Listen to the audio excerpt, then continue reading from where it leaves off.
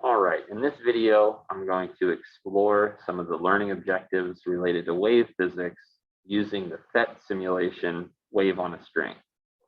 A progressive wave is a wave that transfers energy.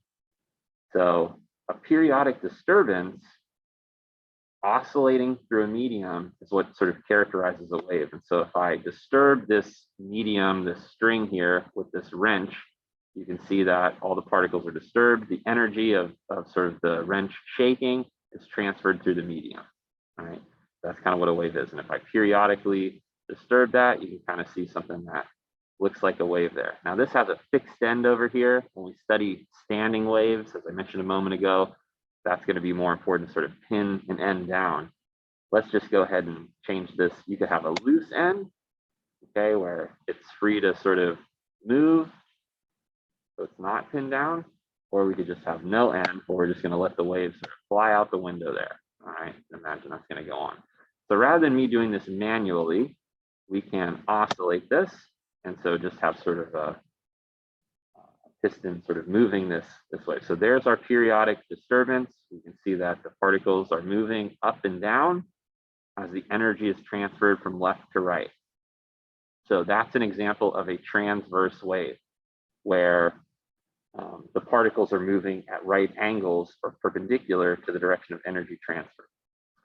Now, damping is sort of the energy losses that occur from left to right.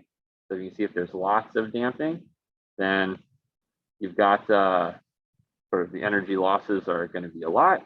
But if you've got no damping, then the sort of the energy that is in the wave here, the maximum displacement is sort of maintained sort of all the way through, right? So you still see sort of the same amplitude here, the maximum displacement of these particles as you see initially. And so we won't worry so much about damping for this demonstration, but note that you can adjust that. And so if you had, like if you were splashing in a very muddy riverbank, then the waves and sort of the mud wouldn't make it very far, right? Because there'd be a lot of damping in that substance. But if it's just water, you know, there's not going to be so much damping. So we'll leave it like that so we can see the full waveform.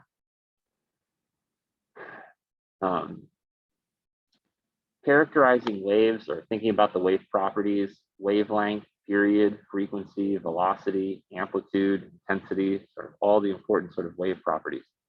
Let's take a look at measuring some of these things. And so if I put the wave in slow motion, it's maybe a bit more clear to see that the particles are moving just like this green dot up and down, but the energy is going left to right. All right, so like here's the crest right here, and then a moment later the crest is here, right? So the energy is moving this way, and the particles just sort of transfer that energy. We can read that the frequency is 1.5 hertz. And so frequency tells us the number of waves per second, right? How many waves per second? One of the tools that we get here is a timer. And so if we wanted to sort of start the timer, and as the wave sort of propagates, we could count, you know, how many waves per second. Okay, and that would be the frequency. It's like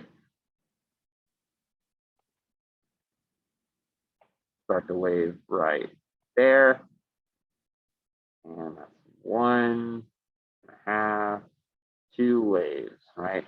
So you could count the number of waves in a given unit of time, and then by dividing them, right, the number of waves per unit time per second, that would be the frequency. And we find it's 1.5 hertz for this.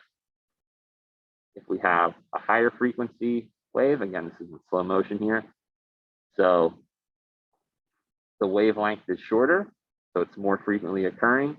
And if we were to time it, we'd count 3 waves per second. Okay, so 3 waves sort of oscillating in sort of a given block of time. The amplitude and the wavelength we could determine from these rulers right here. So if I sort of pause the wave and I held my ruler up to sort of a convenient point to measure the wave, then from crest to crest, I can see that this wave is about 2.2 centimeters of wavelength.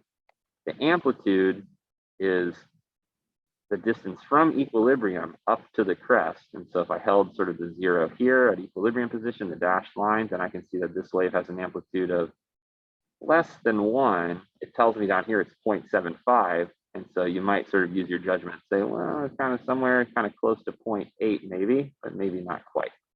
And then if we increase the amplitude, we should see now in effect that this ruler at 1.25, so sort of somewhere in here, we should see that this piston is going up as high as that, and therefore with no damping, the energy just sort of being maintained. And so we should see the wave increase to this height. All right, let's see if that holds true. And indeed it does. And so that just sort of emphasizes what amplitude is. A common pitfall, common mistake that students make with amplitude is they measure the entire height of the wave. So like from trough all the way up to crest, that's twice the amplitude.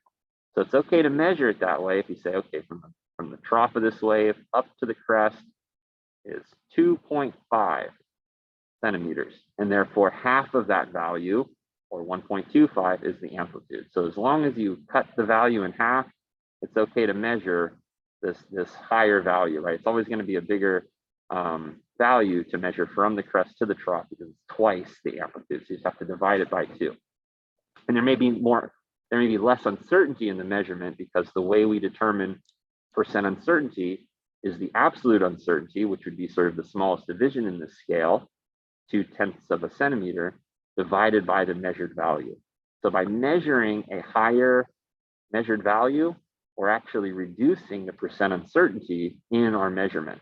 So it may be better to actually measure from the trough to the crest, but only if you remember the definition that amplitude is only the distance from the undisturbed equilibrium position up to the maximum displacement, up to the crest, or from that position, undisturbed equilibrium position, down to the trough.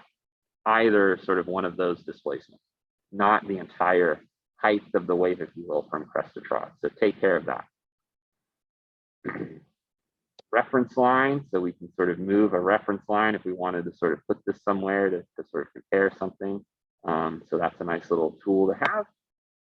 Tension, what's that going to do if we have high tension or low tension? So let's put the tension all the way to low and just sort of explore what this simulation has to offer. So we've got low tension. You can see now the particles aren't sort of as tightly bound to each other. So that's very low tension in the string. I'm going to put this in normal motion.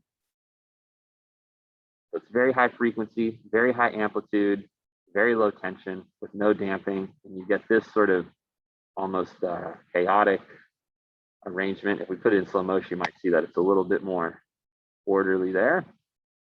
There's some kind of a pattern to that. The wavelengths are kind of very, very small.